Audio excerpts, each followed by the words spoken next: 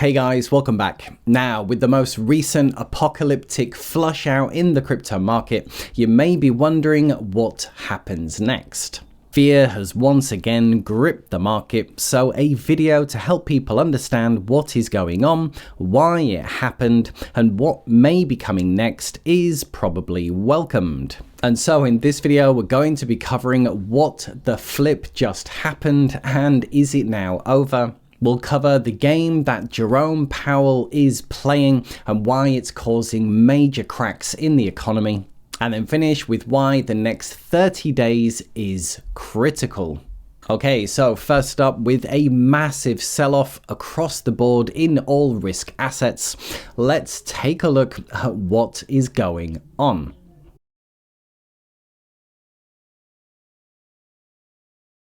Okay, so here is my 2 Satoshis on what is going on.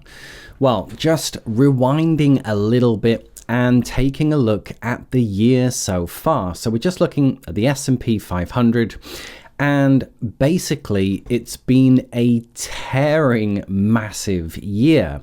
And the S&P at its peak was up just under 20%. Now remember, on average, the S&P goes up about 10% in a year.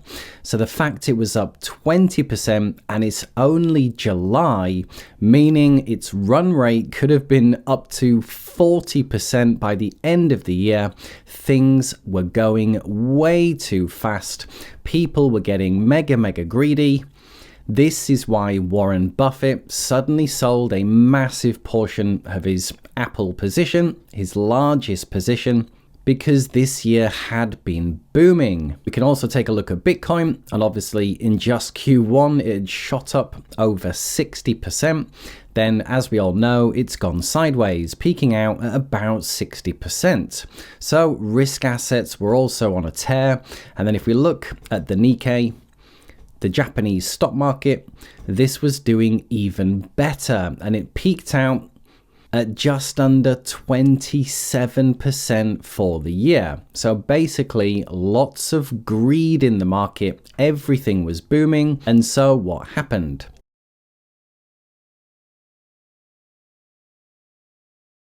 Well, this now sets up the Japanese yen carry trade, which is the main cause of this big flush out. And it's to do, as always, with leverage. So in Japan, you could borrow money at 0%. Interest rates were super low, and essentially you can borrow free money. You can then take that money and carry it abroad and buy anything you want. How about some US bonds that give you 5%? So borrowing at 0, suddenly making 5%. Or you can go even riskier. How about borrow at 0% and buy crypto assets, which are going up about 60%. So this is all good and well, and there's not a problem, and people were just pushing it and pushing it and pushing it. The only problem is when there is a surprise increase in interest rates from the Bank of Japan, which obviously caught a lot of people by surprise, because we're meant to be in a situation where everybody's lowering interest rates. So a surprise increase obviously caught loads of speculators off, and a massive flush out of leverage happened in the system. As we all know, Bitcoin flushed out, altcoins got hit even harder, everything got hit. S&P 500 suddenly went down. The Nikkei, this one was one of the biggest drops in its history, almost 20% in a day. So the entire index acting like an altcoin as everything got flushed out.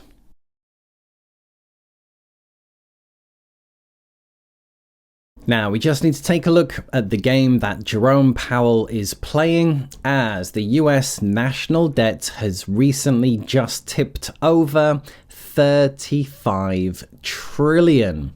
So there is an enormous mountain of debt that is rapidly increasing in the US. And obviously we have these high rates currently sitting around 5%. And the point here is that high interest rates are bad for the economy. So Jerome Powell knows the money printer has to get turned back on. He has to refinance this enormous amount of debt. So he too needs lower rates. However, he has to get inflation down first, which is why he's keeping rates higher for longer as long as possible, which is now starting to show cracks in the economy. Now, anything before the year 2000, I'd say this from here is the new digital economy. And the further we go back, for me, the least useful this data is. As you go back to the 1950s or 1900s, it really was a different world. So even just picking things up from the year 2000, we can see high interest rates are not good and lead to recessions. This period here led to the dot-com crash. Then next time we had high interest rates for longer. This led to the great 2008 great financial crisis and a massive recession and crash where they were forced to lower rates. Higher for longer. This was just before COVID. We all know what happened there. And this is where we're at right now. Higher for longer, which is why the longer he leaves this, the greater the problem that is coming. So this is the game that the Fed is being forced to play. And with 35 trillion of debt, the US interest payments on that debt has now grown to over $1 trillion. And this is how much money that the government makes from taxes, which is about 3.75 trillion. So almost a third of the government's revenue is now just paying the interest on the debt. So this is getting to be a bit of a scary situation for the US. It means they have to print ever more money just to service the debt. It means the money printer and liquidity has to come back or else the economy implodes. So in the short term, over the next year, this is going to be great for risk assets. However, medium to long term, this isn't looking good for the US.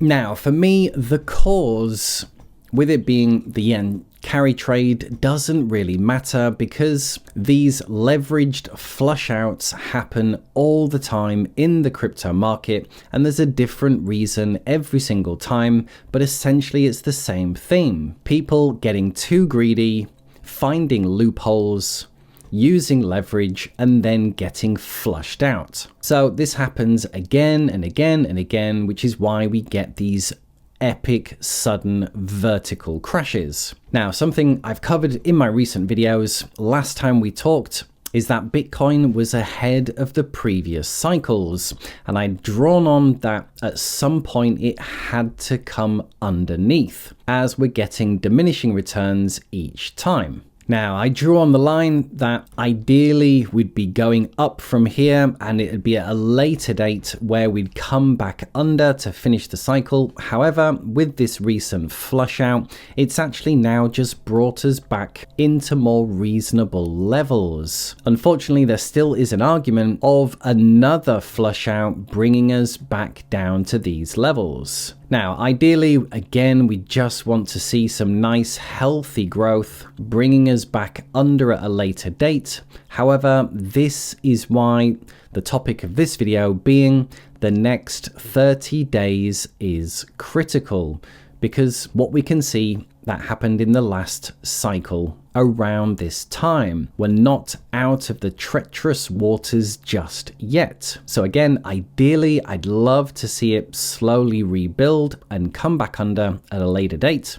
And this gives us nice clean space for this next cycle. However, nobody knows what's going to happen in the market. Nobody knows where else people may be maxing out leverage. So the next 30 days, as you can see, is going to be a very critical time. However, us coming back under the two previous cycles, for me, is actually just coming down to the levels which we should probably have been at.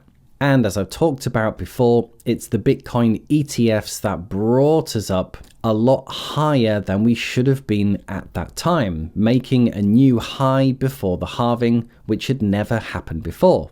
Now, as Ben from Into the Cryptoverse has recently pointed out, there was a very similar thing happened in the last cycle. And what caused it? Well, there was a massive vertical move bringing crypto way higher than it should have been at the time, again, ahead of all the previous cycles. And whenever this happens, there was a long, drawn-out drop all the way down. So let's just zoom in on this section here.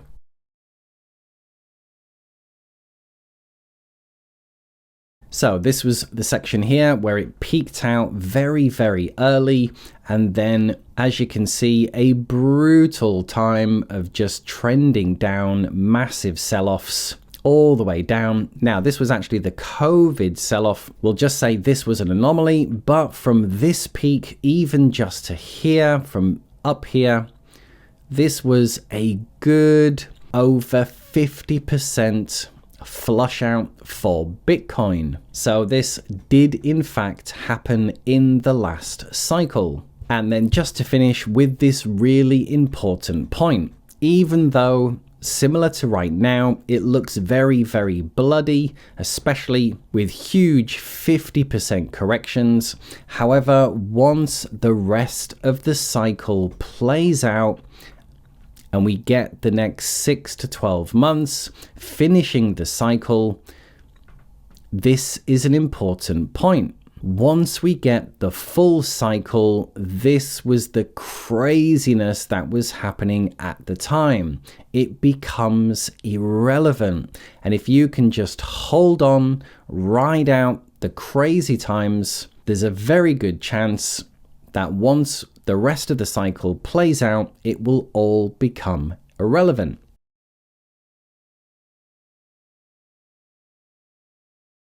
And finally, let's just finish with some good news, and that is that if you saw my last video, which went into depth on this topic, it's the fact that we are still very early. In a typical 18-month cycle for crypto, this is where we would be. So we're still very early. We still have time to make tweaks and changes to our portfolio. If this amount of volatility is too much, then on the next wave higher, I would recommend going into the bigger, larger caps where you may only see 30% corrections. This is something I've been transitioning to myself, which I'll do a full video on shortly. However, just remember that it's 2025 where the crazy major fireworks is going to happen. And even though this big flush out seems scary at the time, a year from now, it's probably not going to matter.